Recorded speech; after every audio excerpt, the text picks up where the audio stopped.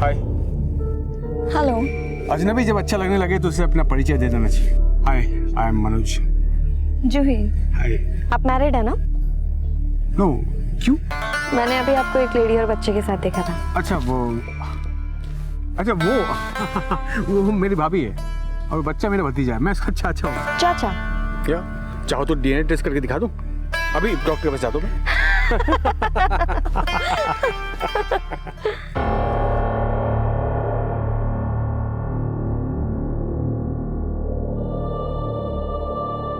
भैया के डेथ के बाद भाभी और यश की जिम्मेदारी मेरे ऊपर ही है। लेकिन मेरी भाभी बहुत ही सेल्फिश है। उन्हें लगता है कि अगर मेरी शादी हुई तो मेरी बेबी उससे सब कुछ हड़प लेगी। इसीलिए उन्हें मेरा किसी भी लड़की से बात करना बिल्कुल पसंद नहीं है। तुम मुझसे शादी कर लो। मैं बिल्कुल स्ट्रेट फॉरवर्ड हूँ। इससे पहले कि तुम्हारी भाभी हम दोनों के बीच में कोई प्रॉब्लम्स क्रिएट करे, मैं तुम्हें प्रपोज करने में कोई रिस्क नहीं लेना चाहती। So will you marry me? वैसे भी 4 दिन बाद मैं अपने घर वापस जा रही हूँ मुंबई, और ये 4 दिन हम दोनों एक दूसरे के साथ पूरी तरीके से गुजारेंगे, और इसी बहाने मेरा जयपुर घूमना भी हो जाएगा।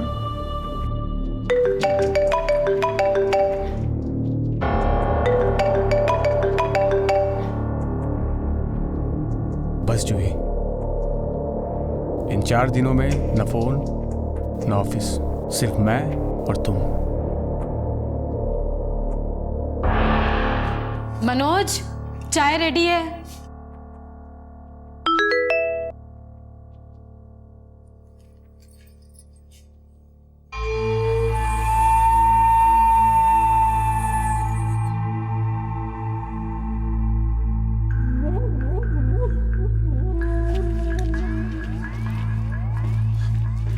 Good morning.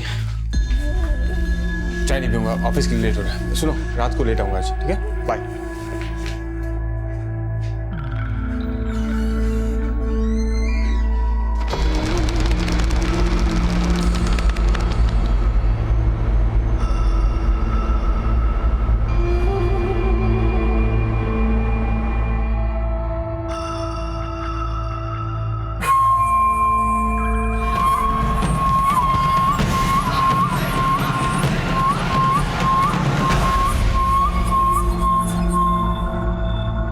मनोज,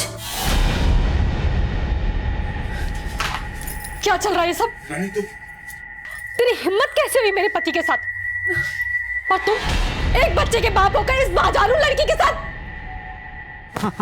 वो मेरी भाभी है और बच्चा मेरा भतीजा है। मैं इसका चाचा हूँ। रानी, तमाशा मत करो, हमारे घर में है। चलो चलो। तमाशा तो तुमने बना दिया मेरी जिंदगी का। और तू अगर मेरे पति के आसपास नजर भी आई ना तो जेल में भिजवा दूंगी। सोच नहीं पाएगी क्या करूंगी तेरे साथ। रानी, हटो तुम। रानी, जी मेरी बात सुनो। जी सुनो मेरी बात। जी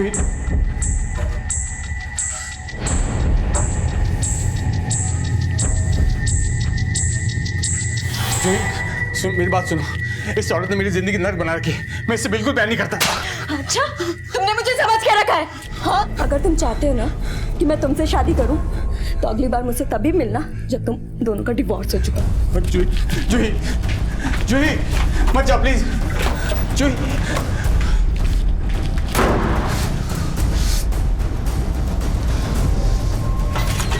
रानी, जूही पे हाथ उड़ेगी तू?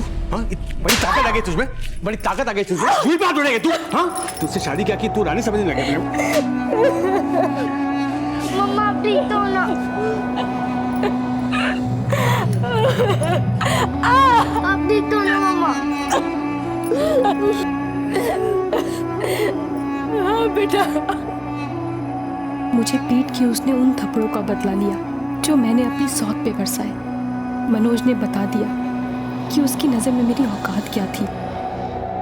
रानी जैसी न जाने कितनी औरतें रोजाना घरेलू हिंसा का शिकार होती हैं, और घर की 4 दीवारी के अंदर होने वाले इस अपराध की ज्यादातर पुलिस में कंप्लेंट तक नहीं करवाई जाती। रानी ने जब अपनी आप बीती अपने मायके में बताकर उनसे सहारे की उम्मीद की, तो उसे यही शिक्षा मिली कि पति पत्नी के बीच में झगड़े तो होते रहते हैं। घर की बातें अगर घर के अंदर ही सुलझ जाएं, तो इसी में औरत की भलाई है।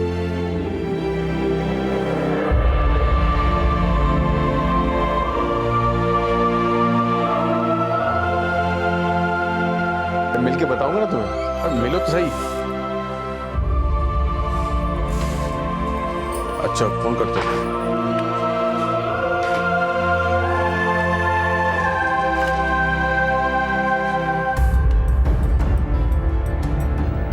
अरे मेरा चैंपियन बेटा, चैंपियन बेटा कैसा है? ठीक हूँ। ठीक है, चल मुझे। ये एक माँ की हार थी, बीवी की भी हार थी, लेकिन उससे भी बढ़ के एक औरत की हार थी। ट्रस्ट मी जूही, मैं खुद इस औरत से पीछा छुड़ाना चाहता हूँ, लेकिन तुम जानती नहीं ये कितनी खतरनाक और चालाक औरत है। मुझे छोड़ने को तैयार ही नहीं। लेकिन तुम चिंता मत करो, मैं कुछ ना कुछ तुम्हारे लिए सॉल्यूशन निकाल के रखूँगा। तुम समझ रही हो मैं क्या बोल रहा हूँ? Thank you. फोन कर। जासूसी कर रही हो मेरी? जासूसी नहीं कर रही, तुम्हारी हालत को अपने हालात के साथ जोड़ के देख रही हूँ।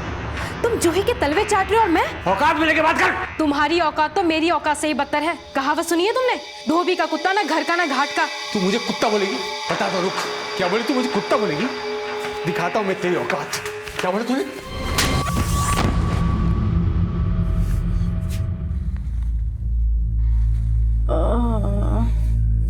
रानी, रानी को होश आ गया। मामा मैंने कहा था ना रानी को होश आ जाएगा, आज आ गया होश। देखो मामा, तुम बिल्कुल चिंता मत करो, हाँ? तुम जल्दी से रिकवर हो जाओगी। जब तक तू ठीक नहीं हो जाती, मैं और कंचन तेरे साथ ही रहेंगे। हाँ भाभी, आखिर अपने ही तो अपनों के काम आते हैं ना। अरे ना भाभी एक्सीडेंट की वजह से आपकी कमर पैरालाइज्ड हो गई है। लेकिन आप चिंता मत कीजिए, हम लोग हैं ना आपकी देखभाल करने के लिए। चले जाओ यहाँ से, मुझे किसी तरह के साथ जान मुझे नहीं चाहिए। जाओ तुम लोग, जाओ।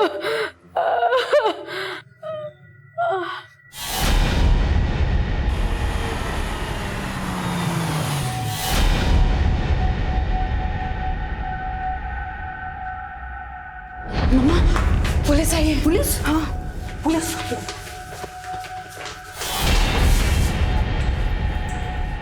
रानी, बेटा रानी, बेटा बाहर पुलिस आ गई है। तेरे हाथ जोड़ती हूँ, पुलिस को कुछ मत कहना। प्लीज भाभी, देखो हमारे बारे में ना सही, यश के बारे में तो सोचो। हटाइए प्लीज, बयान लेना आपको। ये सब कैसे हुआ आपके साथ?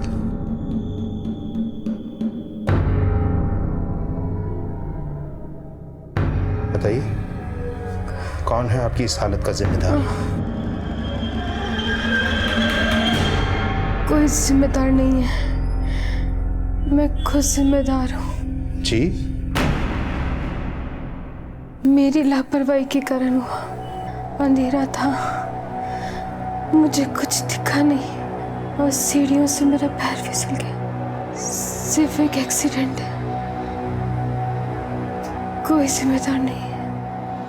रानी, घर आके कैसे लग रहा है तुम्हें? हाँ, अच्छा ही लग रहा होगा। बहुत दिनों बाद घर आई तुम। यस बहुत मिस कर रहा था तुम्हें। चिंता मत करो भाभी, अब आप बहुत जल्दी ठीक हो जाओगी। मम्मी दर्द तो नहीं हो रहा है ना? नहीं बेटा।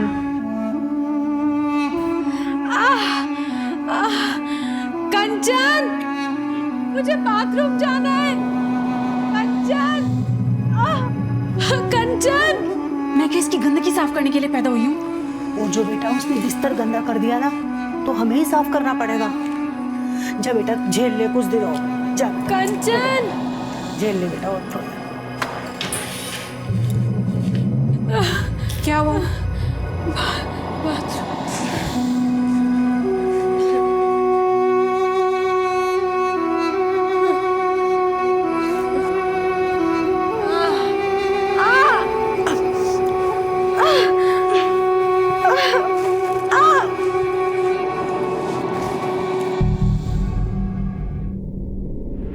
यश, आप ना सिर्फ अपनी स्टडी में ध्यान दो और किसी बात में ध्यान मत दो, ठीक है? आप फिक्र मत करो मम्मी, मैं पूरा ध्यान दूंगा। बहू, ये लो जूस पी लो। नहीं, मुझे नहीं पीना। पी लो ना भाभी। हाँ, मेरा मन नहीं दादी है। मैं पी लेता हूँ।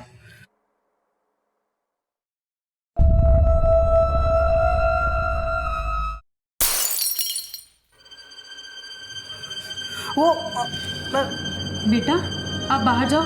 ठीक है मम्मा। वो बहू उसमें क्या बर्फ थी, तो वो तबीयत खराब हो सकती थी बच्चे की। अगर आप लोगों की नफरत की वजह से मेरे बेटे को कुछ हुआ ना तो आप में से किसी को नहीं छोड़ूंगी। कैसी बातें कर रही हो भाभी? माँ भला आपसे नफरत क्यों करेंगी? कंचन, मेरे साथ झूठा दिखावा मत करो। अगर आप लोग मुझे मारना चाहते हो ना तो ला दो जहर, खुशी खुशी पी लूंगी, लेकिन ये दिखावा मत करो। पहले पति नहीं चाहता था कि मैं जिंदा रहूं, अब सास और ननद भी नहीं चाहते, लेकिन फिर भी मैं अब तक जिंदा थी। शायद इसमें भी मनोज की ही कोई चाल थी। इस रानी ने मेरी ज़िंदगी बर्बाद कर दी। जब मैंने उसे डाइवोर्स मांगा तो वो अपना सर दीवारों में मारने लगी। मैंने उसे रोकने की कोशिश भी की और सीढ़ियों से गिर गई और पैरालाइज्ड हो गई। अब वो मुझे धमकी दे रही है कि अगर मैंने उसे डाइवोर्स मांगा तो मुझे जेल भिजवा देगी। क्या औरत अपने आप को बहुत स्मार्ट समझती है ना, तो तुम भी वैसा ही क्यों नहीं करते जैसा वो कर रही है? मतलब क्या? मुझसे शादी करके मुझे अपने घर ले चलो। ये तुम मेरी खुशी के लिए इतना कुछ सोच रही हो अमिन, ये सब थैंक्स जूही। अब देखो, दुनिया चाहे कुछ भी सोचे, मैं तुमसे शादी ज़रूर करूँगा।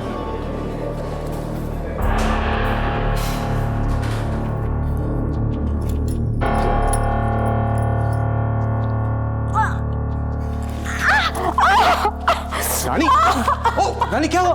रानी, रानी, ओह, कुछ नहीं, संभल के, कुछ नहीं होगा रानी, कुछ नहीं होगा। मैं हूं ना। मामा और कंचन तुम्हारा ठीक से ख्याल नहीं रखते लगता है आजकल। देखो, मुझे लगता है कि तुम्हारी और यश की देखभाल के लिए अब उन पे डिपेंड नहीं रह सकते हम। मैं ये सोच रहा हूँ कि क्यों ना मैं जूही से शादी कर लूं। तुम्हारा जो भी जवाब हो वो सोच के बता दो मुझे। जिसे बिकाऊ बोल के मैंने गाली दी थी, अब वही मेरी सौत बन के मुझे बिकाऊ कहेगी। मैं हाँ करती या ना करती, होना तो यही था। आज पहली बार दिल से आह निकली कि ऐसी जिंदगी से तो मौत ही अच्छी थी।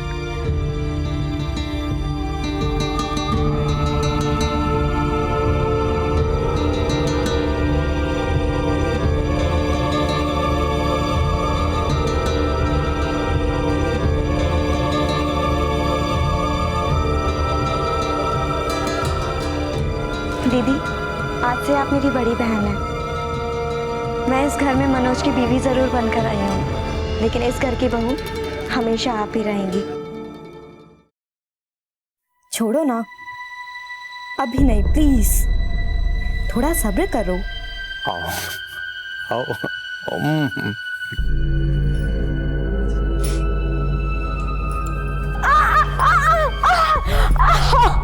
दीदी, दीदी,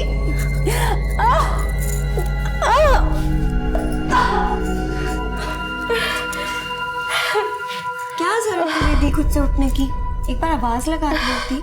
सॉरी, मेरी वजह से तुम्हें तकलीफ हुई। सॉरी तो मुझे आपसे कहना चाहिए दीदी। मेरा मनोज की बीवी बनकर आना इस घर में आपको पसंद नहीं आ रहा ना? बट ट्रस्ट मी दीदी, मेरा इंटेंशन आपको हर्ट करना बिल्कुल भी नहीं था। Trust me. Take care. हमारी खुशी पे नजर लगाने वाला जब हमारा नजरिया बदलने लगे, तब लगता है कि शायद हम कितना गलत सोचते थे उसके बारे में। जूही का बर्ताव देखकर कभी कभी मुझे ऐसा ही लगता था, पर क्या वो वाकई ही अच्छी थी?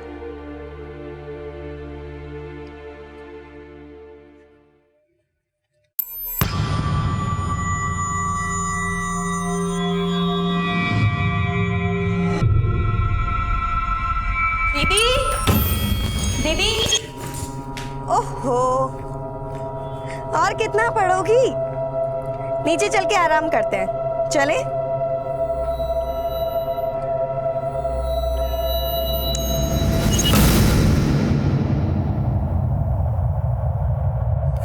नमस्ते। बुरा मत मानना दीदी, पर मनोज ने ये अच्छा नहीं किया। पहली बीबी रानी के होते हुए वो दूसरी शादी कर लाया। पता है आपकी मोहल्ले भर में कितनी बदनामी हो रही है। दुनिया चाहे जो भी कहे मौसी, पर मैं तो बहुत खुश हूँ। रानी भाभी की देखभाल करने से मुझे तो मुक्ति मिली। अरे देखभाल ही करनी थी तो कोई नर्स ले आता। पहली बीवी के होते हुए दूसरी शादी करने की क्या जरूरत थी? क्या बात है जूही? मैंने सुना तुमने दिव्या से कुछ नहीं कहा है? इतना सब कुछ करने के बाद भी मुझे क्या मिला? दुनिया मुझे तुम्हारी दूसरी बीवी कहती है। मुझे तो गुस्सा आ रहा है खुद पर। उस दिन मैंने उसे मर क्यों नहीं जाने दिया? किस दिन की बात कर रही है तुम? तुम्हें नहीं पता, 1 हफ्ते पहले जब घर में कोई नहीं था, मैंने अपने भाई को घर पर बुलाया था। वो छत पर बैठी थी। मैंने अपने भाई को कहा जाके गला दबा के मार दे, लेकिन उस दिन कंचन कॉलेज से जल्दी आ गई और मुझे मजबूरन उसे बचाना पड़ा। दीदी, दीदी, ओहो, और कितना पढ़ोगी?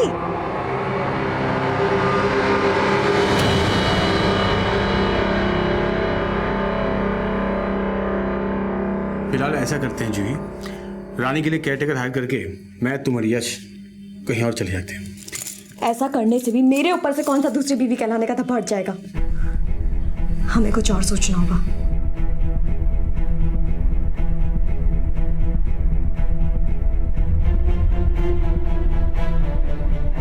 दीदी आपकी चाय। दीदी,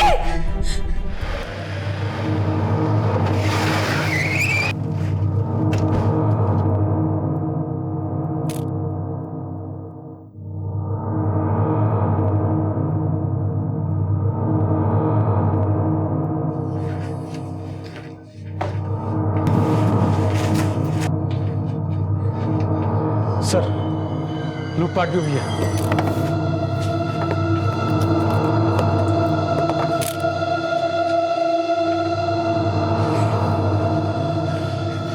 जितने भी गहने कैश वगैरह गायब हुआ है इनसे पूछ के नोट करो। सर, बॉडी को पोस्टमार्टम के लिए भिजवाने का इंतजाम। Okay sir.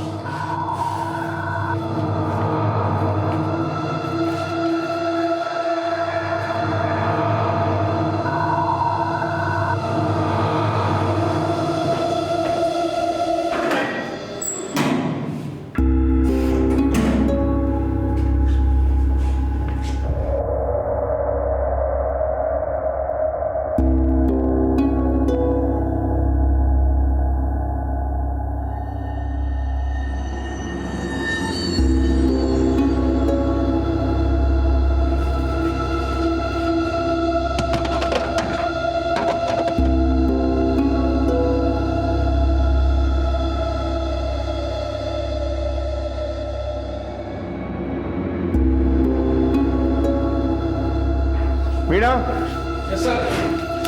जाके ट्रेसेस लो और जगह भी देखो।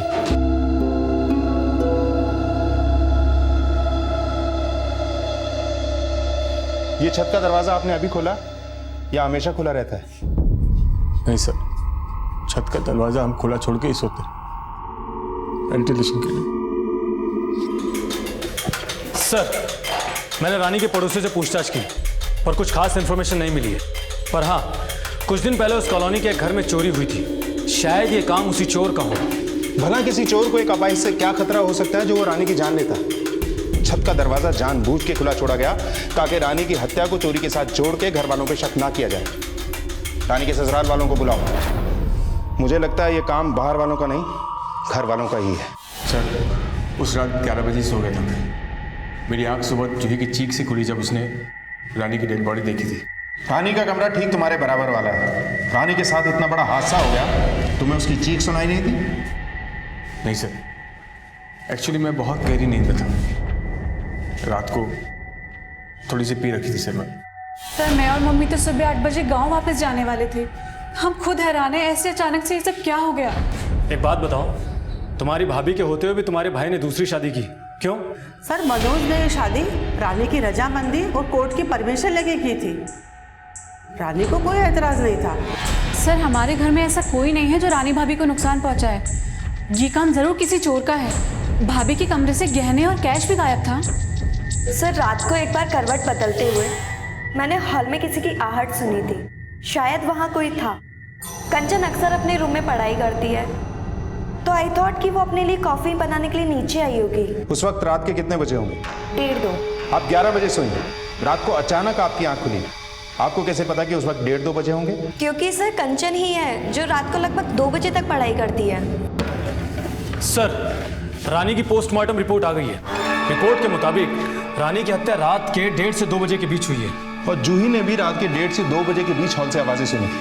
अब सवाल यह है कि वो वाकई अंदाजा लगा रही है या वो सच में जानती है कि रानी की हत्या 1:30 से 2 बजे के बीच में हुई। लेकिन सर उसका कहना था कि कंचन हॉल में आई थी और फ्रिज से मिली पानी की बोतल और चाकू पर जो फिंगरप्रिंट मैच हुए हैं उससे उसका अंदाजा और पुख्ता होता है। ठीक है, लेके आओ इस कंचन को। सर,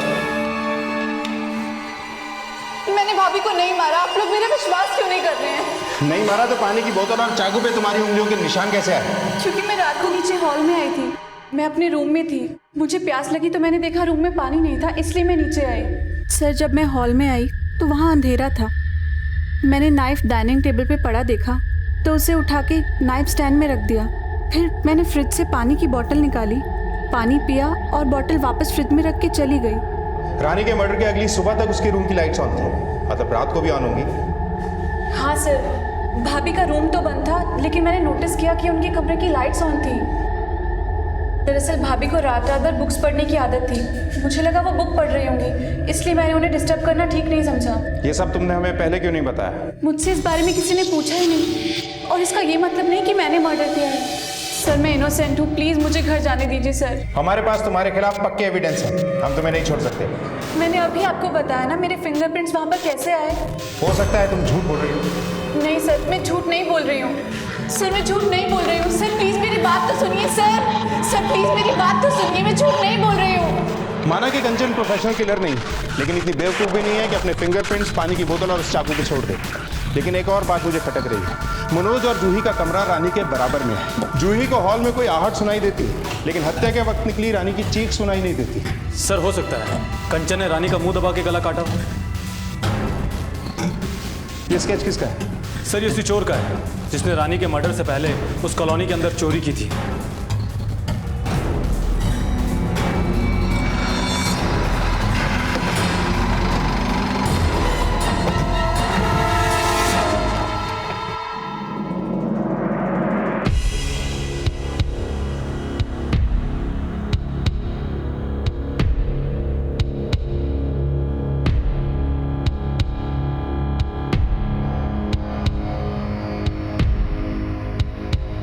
सर, मैंने हॉल में सिर्फ किसी के आने की आहट सुनी थी। अगर रानी की चीख सुनी होती तो मैं और मनोज सबसे पहले बाहर आते। तो आपको लगता है कि कंचन ने रानी का गला काटने से पहले उसका मुंह इतनी जोर से दबाया कि उसकी चीख भी नहीं निकली? नहीं सर, मेरी बेटी ने नहीं मारा रानी को, आप गलत सोच रहे हैं। हम आपसे बात नहीं कर रहे हैं, जूही से कर रहे हैं। तो आपको लगता है कि कंचन सच में इतनी क्रूअल और क्रिमिनल माइंडेड थी? आई डोंट नो सर, लेकिन रानी ने मुझे बताया था कि कंचन ने उसे गला दबाकर मारने की कोशिश की थी।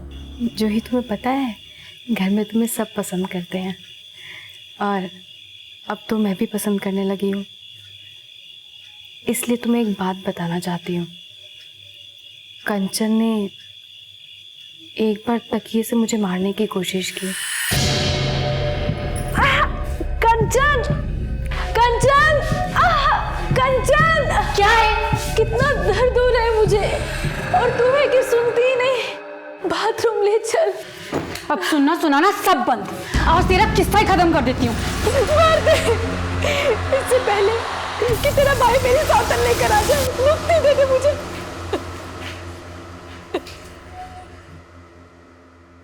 सर, कंचन के इस बिहेवियर से रानी बहुत परेशान थी। सब ये झूठ है, मेरी बेटी ने कभी ऐसा नहीं किया।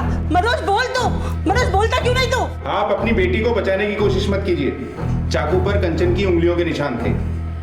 माना सबूत कंचन के खिलाफ है, लेकिन मनोज और जूही भी कम स्मार्ट नहीं है। रानी के साथ पहले भी एक जानलेवा हादसा हो चुका है, लेकिन रानी ने उसे एक्सीडेंट बताया। हो सकता है ये एक्सीडेंट ना हो, कुछ और हो, और रानी ने किसी के दबाव में आके झूठ बोला।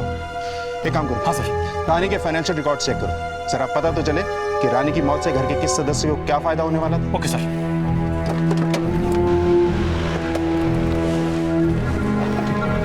सर, उस चोर का स्केच आइडेंटिफाई हो गया। उसका नाम भदर है, पहले भी चोरी के जुर्म में 6 साइजा काट चुका है। 3 महीने पहले उसकी रिहाई हुई थी। विकास सर, अपने सारे खबरियों को एक्टिवेट करो। भदर के ठिकाने का पता लगाओ, उसका जल्द अरेस्ट होना बहुत जरूरी है। सर, रानी का 50 लाख का लाइफ इंश्योरेंस है, जिसका नॉमिनी उसका पति मनोज है। विकास, पहली बार जब रानी के साथ जानलेवा हादसा हुआ तो तो घर पे कंचन नहीं मनोज था। कहीं ऐसा तो नहीं उसकी हत्या की पहली कोशिश नाकाम होने के बाद मनोज ने भदर को रानी की हत्या के लिए हायर किया और जूही के साथ मिलकर कंचन को फंसाने की कोशिश की ताकि हमारा शक उस पर ना जाए। हो सकता है सर। और हाँ सर, हम जल्द से जल्द भदर को पकड़ने की कोशिश करते हैं और साथ साथ में ये भी पता लगाते हैं कि मनोज और रानी का रिश्ता कैसा था। सर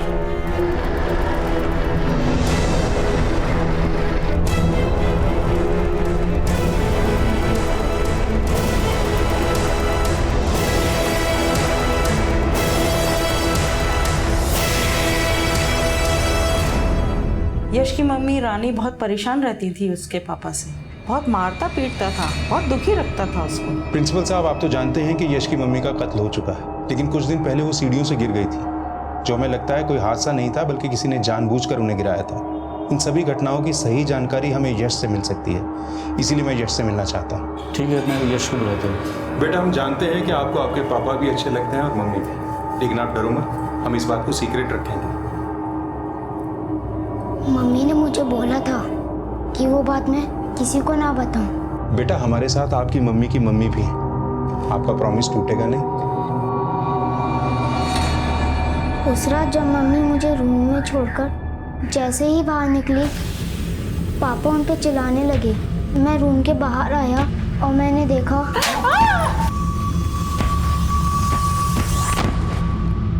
लेकिन जब मम्मी ठीक हो गई, पापा ने उन्हें कभी नहीं मारा। जब आपकी मम्मी भगवान के पास गई, उससे पहले आप उनसे मिले थे? हाँ, मैं रात को मम्मी से मिला था। मम्मी। यश, आप सोए नहीं अभी तक बेटा? आप भी तो नहीं सोई? मैं तो लेट सोती हूँ ना। आप जाओ और जाके सो जाओ। नहीं मम्मा, पहले आप सो जाओ। लेकिन सब तो सो गए, अब आपको बेड पे कौन लिटाएगा? मेरी टेंशन मत लो, तुम जाओ और जाके सो जाओ। मैं छोटी मम्मी को बुला लाऊं आपकी हेल्प के लिए? नहीं, मुझे जब नींद आएगी तो मैं खुद सो जाऊंगी। अब आप जाओ और जाके सो जाओ। ठीक है, गुड नाइट मम्मा। गुड नाइट बेटा। सर, इस व्हील चेयर पर जो ब्लड ट्रेस हुआ है वो रानी के ब्लड से मैच करता है। इसका मतलब रानी का मर्डर व्हील चेयर पे किया गया, उसके बाद उसकी लाश को उठा के बेड पे रखा गया, और कंचन का रानी की डेड बॉडी को उठाकर बेड पे रखना पॉसिबल नहीं। Excuse me sir. हेलो, ठीक है, ओके सर। भदर का पता लग गया है, तो हमें फौरन चल के भदर को अरेस्ट करना चाहिए। मुझे अब भी लग रहा है कि मनोज ने भदर के जरिए ही रानी का मर्डर करवाया होगा।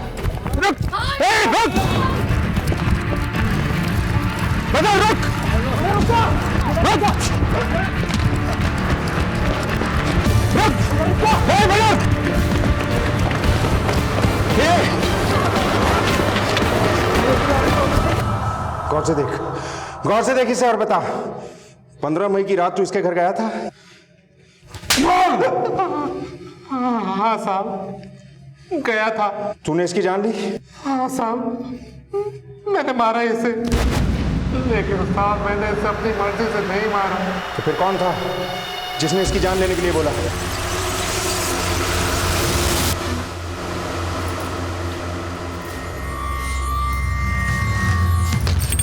चिल्लाने की कोशिश की तो गला दबा दूंगा। तिजोरी की चाबी निकाल, चाबी निकाल। तुम्हें जो चुराना है चुरा लो, लेकिन बदले में तुम्हें मेरी जान लेनी पड़ेगी। अगर तुमने मेरी बात नहीं मानी तो मैं चिल्लाऊंगी, पकड़े जाओगे। मैडम, ये आप? अगर तुम खुद को बचाना चाहते हो तो मार दो मुझे। मैं नहीं कर सकता मैडम। मैं जीना नहीं चाहती। नहीं मैडम। मुक्ति दे दो मुझे मारे बिना तुम नहीं जा सकते। मैडम, नहीं करती चोरी, जाने दीजिए मुझे। नहीं जा सकते, जाने दीजिए मैडम, प्लीज। मुझे मुक्ति दे दो मुझे। मैं वहाँ बस चोरी करने के लिए गया था, उसको डरा कर वहाँ से चोरी करके भागना चाहता था, लेकिन जब उसने मुझे उसका मर्डर करने के लिए कहा तो मैं घबरा गया। मुझे समझ नहीं आया कि मैं क्या करूं। साहब, मैंने भागने की भी कोशिश की, लेकिन उसने मेरा हाथ पकड़ दिया। उसने मुझे मजबूर कर दिया था, इसलिए मैंने उसे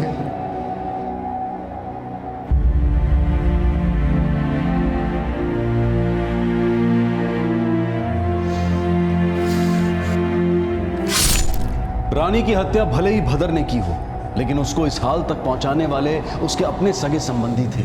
उसके परिवार का हर सदस्य इसमें बराबर का हिस्सेदार था। फिर चाहे वो उसका पति मनोज हो, सास आभा, ननद कंचन या फिर मनोज की दूसरी पत्नी जूही। रानी के साथ जो ज्यादतियां हुई उनकी भरपाई कभी नहीं हो सकती, लेकिन उसने जो कदम उठाया उसे भी कभी सही नहीं ठहराया जा सकता। मनोज, आभा और कंचन को रानी पर मानसिक प्रताड़ना के आरोप में आईपीसी की धारा 498A के तहत गिरफ्तार किया गया है, और वहीं जूही को रानी की हत्या की कोशिश के लिए धारा 307 के तहत गिरफ्तार किया गया है। इस हादसे से यह सीखना बेहद जरूरी है कि हम अपनों की बातों को अनसुना ना करें, उन्हें सुने और उन्हें समझने की कोशिश करें। क्योंकि अगर रानी के अपनों ने उसकी बात सुनी होती, उसे समझा होता, उसका साथ दिया होता, तो आज शायद रानी हमारे बीच होती। अब मैं अनूप सोनी आपसे विदा लेता हूं।